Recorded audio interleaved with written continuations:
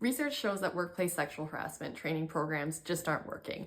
And I get it, because if I was sitting in a training program where the trainer said, you know, those half Japanese women are real problem makers, then I would get my back up against the wall. But, you know, of course, we're not talking about half Japanese women in these contexts. It's usually men who are pointed out as the usual perpetrators, even though, of course, the point is not that most men are the problem makers in the company.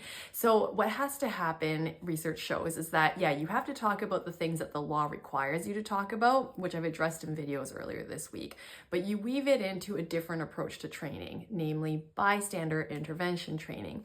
And so that involves somebody disrupting the harassment that they see. Disrupting doesn't mean you confront the harasser. You just disrupt what's happening, and then afterwards you engage in conversations, especially with the target of the harassment, but also with the person who is doing the harassing and then other bystanders, because research shows that that has the biggest effect of affecting change in the workplace. And by the way, this is where men become really critical, because again, research shows that the really powerful, confident, and good role model men in organizations, they're the ones that actually have the biggest influence on the people who tend to do the harassment in the first place. So you are a valuable part of being an ally and making a major culture shift happen at work. And if you want to see a classic example of how easy that disruption can be, check the link in the comments.